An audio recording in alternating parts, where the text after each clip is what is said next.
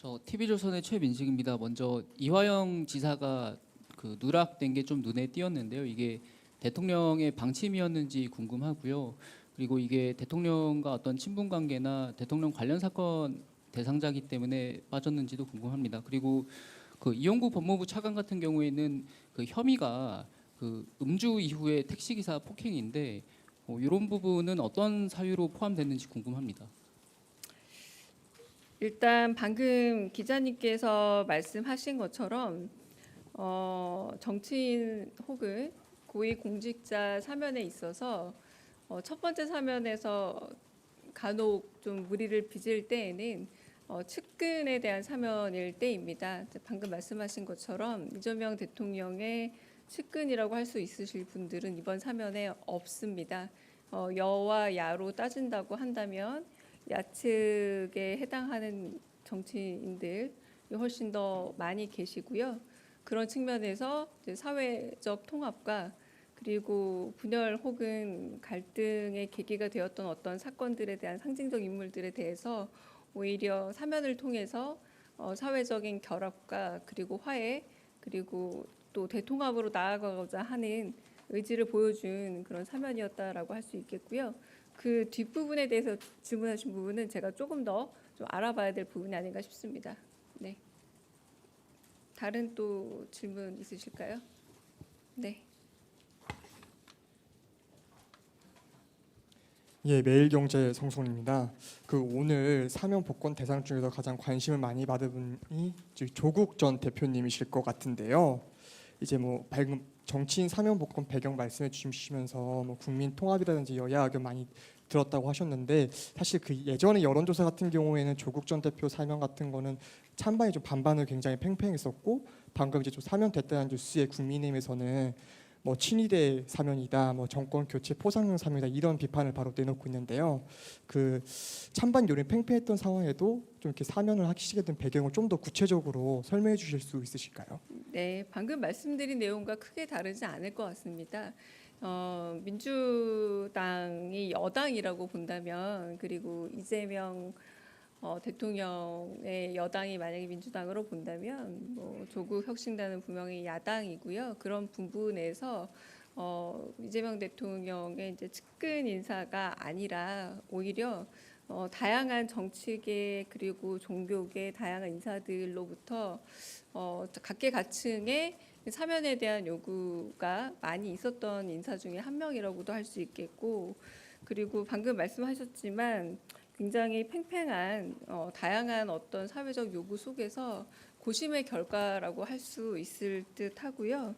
그리고 어쨌든 사면권이라는 건 대통령의 이제 고유한 권한이기도 하지만 제가 다시 한번 강조하건대 여당보다 야당 쪽의 사람들이 훨씬 더 많고요. 그리고 이재명 대통령의 가장 측근이라고 하기 어려운 분들이 다 주로 사면 대상이다라고 할 수 있겠고 그리고 시민사회를 비롯한 각계 의견들이 충분히 반영이 되어 있다. 그리고 무엇보다 여러 가지 지금 방금 말씀하신 게 오히려 좀 답에 해답이 될 것 같은데 좀 격심했던 분열과 어떤 갈등 이런 걸 넘어서서 대통합의 정치 그리고 대화와 화해의 물꼬를 트는 대통합의 정치로 나가고자 하는 크게 통합하는 대통령이 되겠다라고 말씀하신 의지가 좀 더 반영된 그런 사면이다라고 보시면 좋을 듯합니다. 네. 네, SBS 비즈 우영준입니다. 최신원 전 SK네트워크스 회장을 비롯해서 국정농단 때 형을 받았던 삼성 임원들도 대거 포함이 됐는데 혹시 경제인 사면과 관련해서 대통령께서 특별히 언급하신 게 있는지 궁금합니다. 이번에 제가 앞서 말씀드린 것처럼 역대 두 번째로 많은 민생 경제의 조속한 회복을 위해서 가장 많은 서민 약자와의 동행을 좀 목표에 두고 행정 제재라던가 혹은 또 여러 이제 5천만 원 이하의 소액 그런 신용에서 문제가 있는 분들에 대한 그런 신용 사면 같은 것들이 이루어졌습니다. 그러니까 경제의 어떤 물꼬를 다시 틀고 경제 활성화를 위한 그런 부분의 사면에 좀 더 주목해 주시면 좋겠고요.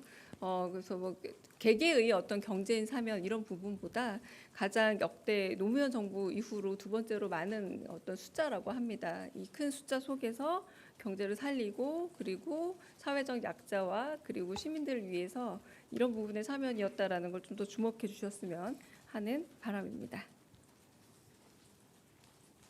다른 질문 또 있으실까요? 네.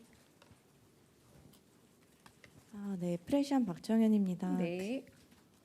대변인님께서 그 대통합의 의지라고 표현해 주셨는데 그 사실 조국 전 대표와 관련해서는 조국 사태라고 불릴 만큼 국민적인 논쟁이 있었던 사안이고 자녀 입시 비리가 좀 핵심적인 사안이었는데 대통령께서는 이 부분을 어떻게 통합하길 바라는 방향이 있으신지 궁금하고 또 정의당이나 경실련 같은 이제 친여 성향 혹은 여권으로 분류되는 단체들에서도 부와 권력을 통한 학벌 대물림에 대한 우려를 표했는데 이 부분에 대한 대통령실의 입장이 궁금합니다.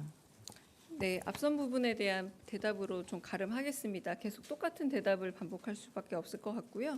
이제 민생 경제 조속한 회복을 위해서 좀 서민 약자와의 동행 그리고 어쨌든 국민 대통합의 전기를 마련하기 위해서 이번에는 가장 큰 규모의 사회적 약자 배려를 위해서 생계형 사범 그리고 유아대동 수용자라던가 그리고 벌금 미납으로 인한 노역형 유치자 이런 분들을 두루 포함한 사면이었다라는 부분에서 그런 사면의 어떤 성격을 조금 더 봐주셨으면 하는 그런 바람입니다.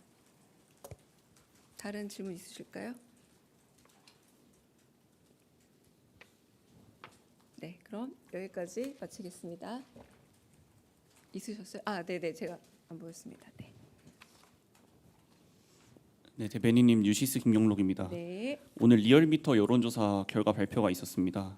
대통령님 국정 수행에 대한 긍정 평가가 56.5%여서 일주일 새 6.8% 포인트 하락했고 취임 후 최저치로 나왔는데요. 이에 대한 대통령실 입장이 있는지 여쭙고 덧붙여서 리얼미터에서는 지지도가 하락한 원인으로 지난주 목요일에 법무부 사면심사위 결과가 나오고 나서 조국 전 대표가 포함된 게 알려지면서 주 후반 지지도 하락세가 심화됐다고 분석을 했는데 이에 대한 의견도 있으신지 함께 여쭙습니다. 네. 그 민생경제 회복의 의지와 그리고 국민 대통합의 의지라는 부분에서는 이재명 정부의 초기 출범의 의지는 달라지지 않았습니다. 그 여러 이제 수치로 보여주는 어떤 민심의 흐름을 유심히 보면서 그런 흐름에 대해서 견고히 잘 보되 잘 반영하고 있는 민심을 따라가 보도록 하겠습니다. 네. 더 이상 질문 없으면 여기까지 하겠습니다.